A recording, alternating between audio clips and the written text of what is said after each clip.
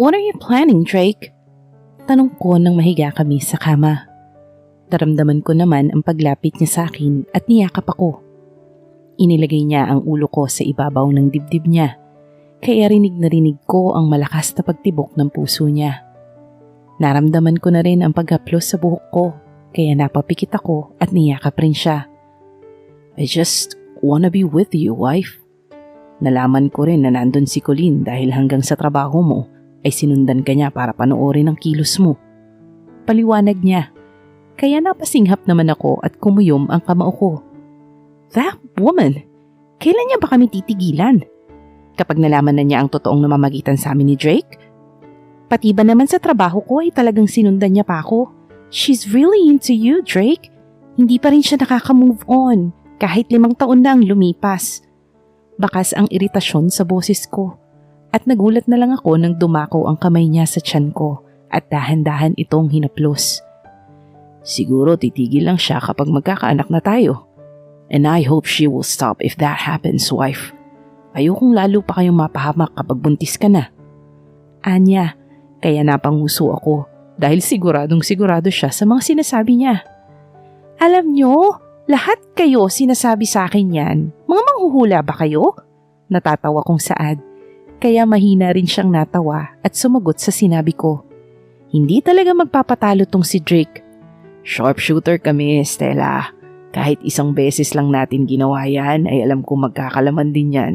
Trust me. May kahanginang saad niya, kaya ngumiti na lamang ako at umiwas ng tingin. Are you ready to build a family with me, Drake? Hindi ko alam, pero sa lahat ng kailangan kong tanungin ay bakit yun pa ang lumabas sa bibig ko. Siguro ay gusto ko lang malaman kung anong iniisip niya pagdating sa ganong bagay. Is he totally ready? Akala ko ay matatagalan siyang sagutin, pero inayos niya ang pwesto niya at mas lalo pang ipinagdikit ang katawan naming dalawa. Ramdam na ramdam ko tuloy ang init ng katawan niya. Of course, baby. Hindi natin gagawin yun kung hindi ako ready. Natupad ko na ang pangarap ko sa sarili ko. Siguro, oras naman para matupad ko ang pangarap nating dalawa. Paliwanag niya, dahilan para matunaw ang puso ko at makaramdam ako ng kilig. I wanna have a family when it comes to you, Stella. Ikaw lang ang gusto kong buntisin at asawahin. Straightforward niyang sagot, kaya malakas ko siyang hinampas sa dibdib na ikinatawa naman niya. Mukha nga mo talaga, napakahalay minsan. Matulog na nga tayo, maga pa yata ang photoshoot natin bukas. Pagyayaya ko, kaya wala na siyang nagawa, kundi ang bitawan na ako. Nang tumalikod na ako ay saka ko lang naramdaman ang pagyakap niya sa bewang ko. At muli na namang hinaplos ang tiyan ko dahilan para makiliti ako. Good night, my lovely wife. Dream of me. Malambing niyang wika at tuluyan na akong nilamon ng antok. Pagising ko kinabukasan ay bumungad sa akin si Drake na ngayon ay may tuwalya sa balikat niya. Nang magtama ang mga mata naming dalawa ay nginitian niya ako at mabilis na hinalikan sa noo. Maliligo lang ako, pagkatapos nito ay sabay na tayong kumain. Paalam niya, kaya tumango na lamang ako at tuloy na siyang pumasok sa banyo.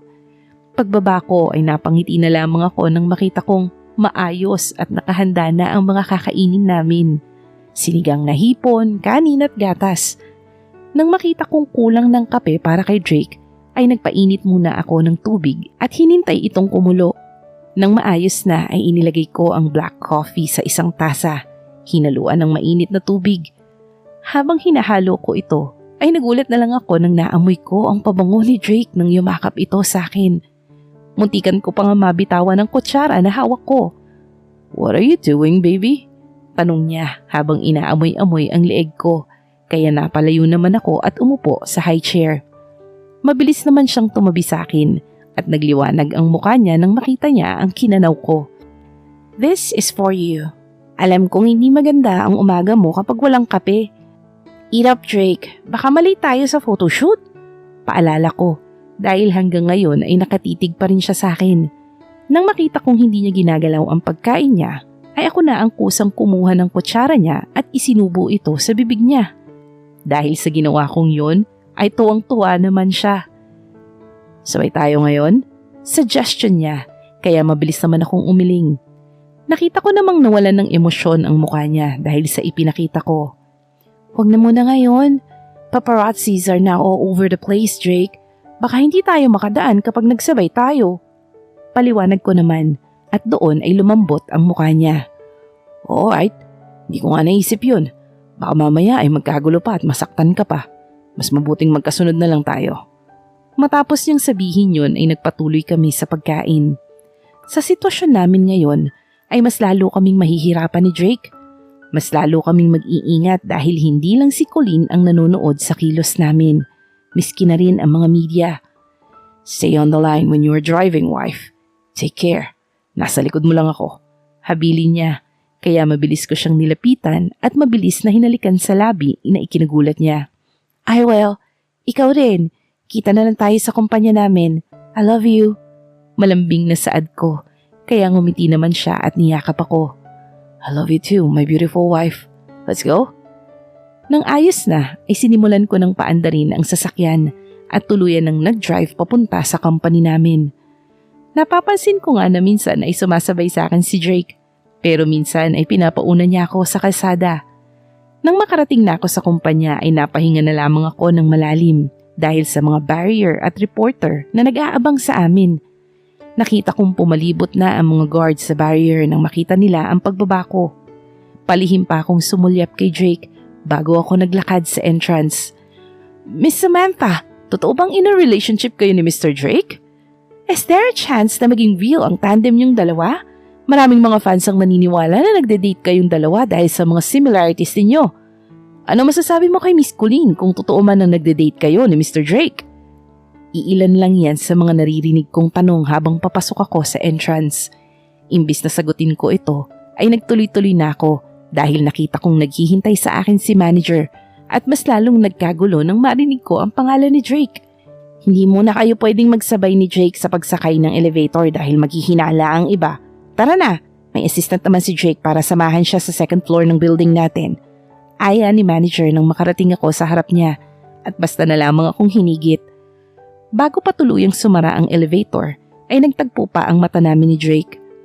Pagkarating namin sa second floor ay sumalubong sa akin ang mga kasamahan ko na malawak ang ngiti sa akin kaya nginitian ko sila at binati. Pero mas lalo pang lumakas ang bulungan nang makita ko ang pagpasok ni Drake. Lahat ay magiliw siyang binati na ikinangiti naman niya.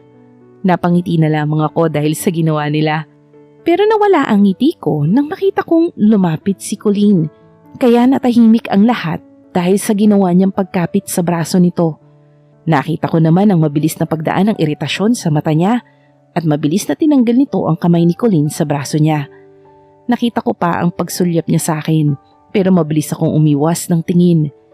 Mabilis namang pumunta ang direktor at nabigla na lang ako nang higitin ako ni manager sa dalawa.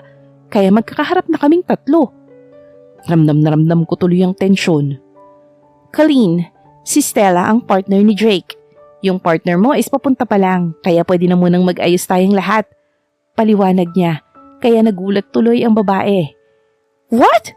Akala ko si Drake ang partner ko, kaya pumayag ako. Irita niyang saad, kaya napataas naman ako ng kilay. The attitude of this woman.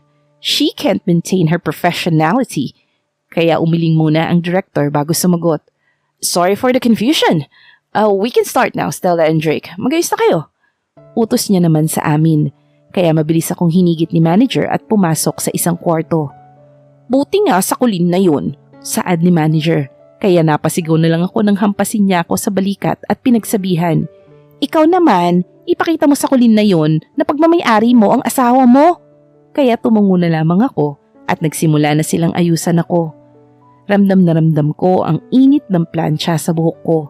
Ang malambot na brush na dumadampi sa mukha ko at ang lipstick na ngayon ay pumapalibot sa labi ko. Nang buksan ko ang mata ko ay namangha naman ako sa itsura ko. It's a sexy and intimidating makeup. This is your dress, baby girl. May slit siya sa gilid ng hita at backless siya. So wear it now. Alam kong lalong lalabas ang ganda mo. Pinagtulakan niya pa ako sa dressing room. Kaya isinuot ko na ito. Napahawak naman ako sa silk ng dress dahil ang lambot nito. Nang makalabas ako ay napanganga si manager. Kulay peach kasi ito kaya lalong lumabas ang kaputian ko. Fit na fit rin ito sa katawan ko, kaya lalong lumabas ang hubog. The dress is kind of seductive and sexy. OMG! Ang ganda mo, girl! Kabog silang lahat. Tara na, tinatawag na tayo.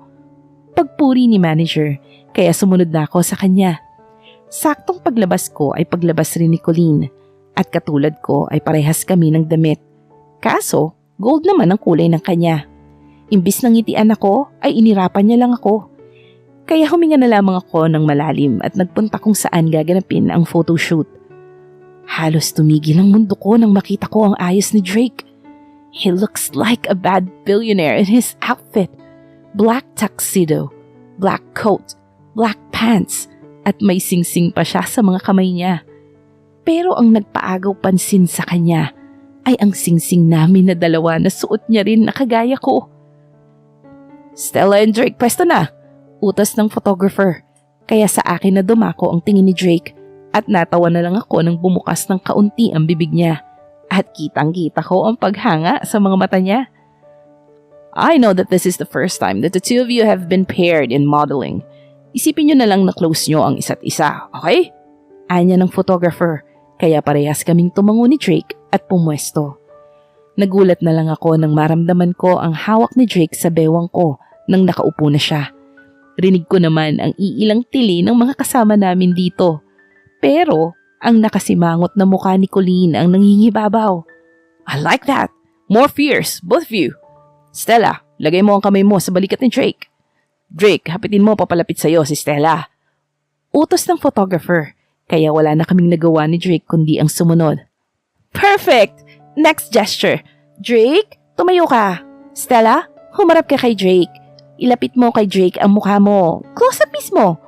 Pagpapatuloy ni manager, kaya nanlaki naman ang mata ko. Are you serious? Nag-aalinlangan kong tanong, kaya naramdaman ko naman ang pagpisil ni Drake sa bewang ko na nasisyahan sa nangyayari ngayon. Gusto ko tuloy siya sapakin dahil baka mahalata kami ng iba. It looks like we're almost kissing, right? Paninigurado naman ng katabi ko, kaya mas lalo pang lumakas ang tilian nila. Kaya di ko na maiwasan ang mamula. This silly man. Right, now do it. Huwag na kayo mailang dalawa. Ani pa ni manager, kaya wala na akong nagawa kundi gawin yun at inilapit ang mukha ko sa lalaking to. Magkadikit na tuloy ang ilong namin dalawa at isang tulak na lang sa akin ay magdidikit ang labi naming dalawa ni Drake. Perfect! I love it! Closer pa! Rinig kong sigaw ng photographer at tuluyan ang nagdikit ang labi namin ni Drake. Dahil doon ay nagsigawan na ang mga nanunood sa amin habang ako naman ay natulala nang maghiwalay na kami. Perfect shot! Sigaw ni manager at tumingin naman siya sa aming dalawa. Break time muna! Saad niya pa, kaya pumunta muna ako ng restroom para pakalmahin ang sarili ko. Nang makapasok ako sa restroom, ay kitang-kita ko ang pumumula ng pisngi ko. Para akong tanga dahil ang lawak ng ngiti ko. You're so happy, huh? Anang isang boses. At nang lingunin ko ito ay nawalan ako ng gana dahil si Colleen ang nasa harapan ko. Of course! Isang Drake pa naman ang humalik sa akin, sinong hindi matutuwa? Pang-aasar ko, kaya nakita ko naman ang galit sa mata niya at mariing hinawakan ng braso ko. That should be me, Stella. Dapat, kamay ni Drake ang nakalapat sa bewang ko. Dapat, siyang humahawak sa akin ngayon at hindi sa'yo. Dahil sa sinabi niyang yun, ay nagpanting ang tenga ko at hindi ko na mapigilang sagutin siya. You will never feel his touch, Colleen. Why? His hands are now glued to my body, and my body will only be the one he will ever touch. We made love, Colleen. We already own each other. So, imagine that Drake is doing that to you until you satisfy yourself. But you will never feel his warm hands roaming around your body just like he did to me. Never. You bitch! Malakas na sigaw ni Colleen at nabigla na lang ako nang higitin niya ang buhok ko ng buong puwersa, dahilan para madala ako. How dare you make a story between you and Drake? Ang landi mo! Nanggagalaiti niyang sigaw, kaya nanlaban na rin ako. That's all true, Colleen. We made love! Hindi mo lang matanggap dahil hindi ikaw yun! Palaban kong Saad, kaya mas lalo niya pang hinigit ang buhok ko. Dahil sa ginawa niyang yun, ay nagsimula na akong mahilo. Pilit kong tinatanggal ang kamay niya sa buhok ko. Pero malakas talaga siya. Stop it, Colleen! Tanggapin mo na lang na wala na talaga sa'yo si Drake. He's happy now. Nahihirapan kong Saad, dahilan para mabitiwan niya ako at malakas na itinulak. Tumama tuloy ang likod ko sa malamig na pader, kaya palihim naman akong napamura. Naramdaman ko na lamang na hawak-hawak ko ang tiyan ko. Pakiramdam ko kasi dapat ko lang itong protektahan. How can I accept it, Stella? Kung simulat sa pool ay ikaw ang babaeng mahal ni Drake. Puno ng sama ng loob niyang sigaw at dinuro ako. Hindi ko alam kung may nakakarinig ba sa sigawan namin dahil sa lakas ng boses niya. Kung naririnig man nila kami, ay paniguradong nagtataka na sila at alam kong pupuntahan na nila kaming dalawa dito sa loob dahil sa nangyayari. Ikaw, Stella, ikaw ang nakikita ni Drake mula noon hanggang ngayon. Ikaw ang pinapangarap niya tapos nakuha ka niya. Mahal ka niya, Stella. Samantalang ako, di man lang niya ako minahal. Kaya di ako makakapayag na ikaw lang ang masaya, Stella. Gigil niyang Saad at dahil sa hilong nararamdaman ko ay hindi ako makatayo ng maayos.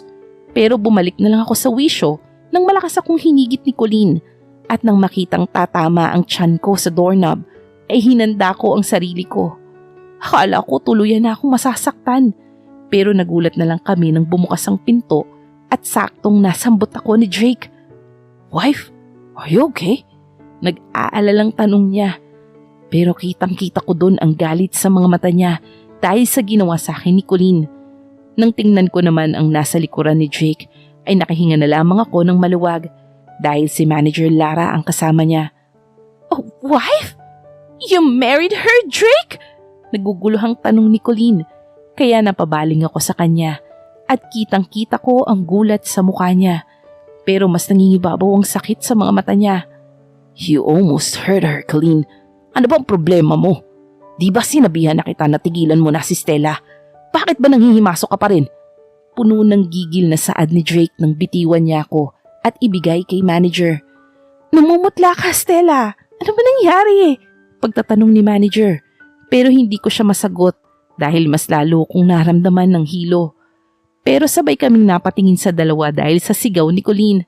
I am asking you, Drake. Are you married?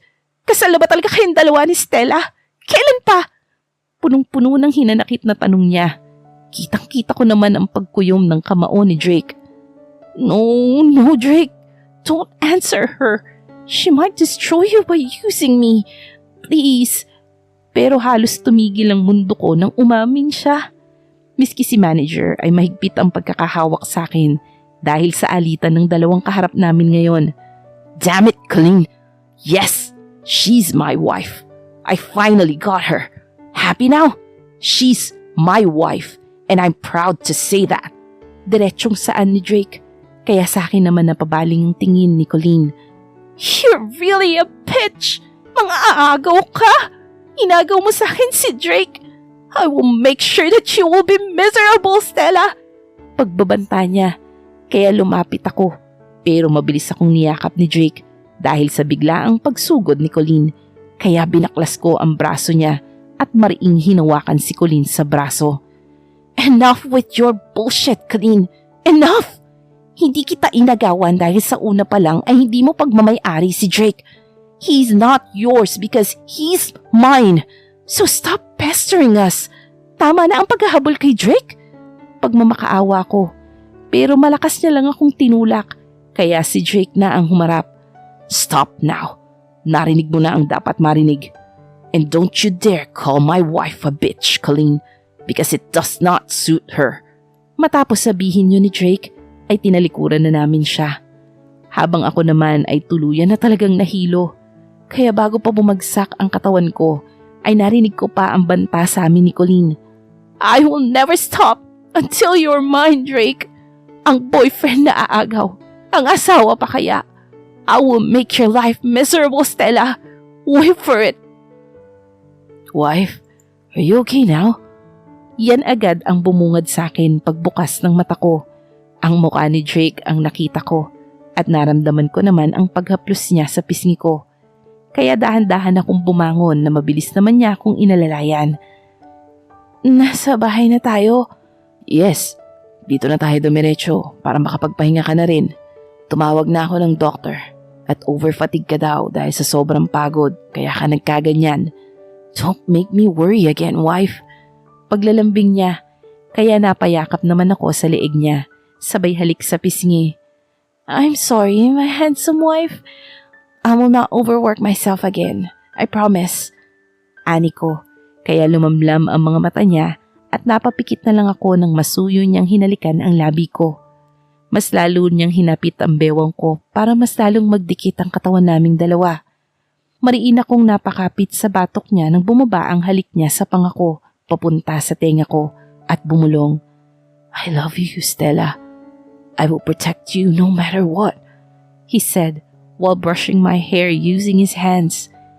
Dahil sa ginawa niyang yun, ay hindi ko maiwasang maluha at sinapo ang dalawang pisngi niya. Why am I getting emotional? Bakit umamin ka? Paano kung may gawin nga siyang hindi maganda sa'yo? Paano kung sirain niya tayong dalawa? Drake, nagsisimula pa lang tayo bumuo ng pamilya pero natatakot akong sirain yun ni Colleen. Dahil doon ay hindi ko na mapigilan ng umiyak, kaya niyakap niya ako at pinatahan. You want a family with me, wife? Ramdam ko ang saya sa boses ni Jake, kaya tumango ako. Yes, we're both ready, Drake. Ang kinatatakutan ko lang ay si Colleen. She seems serious on what she said. Amin ko, kaya ngumiti naman siya at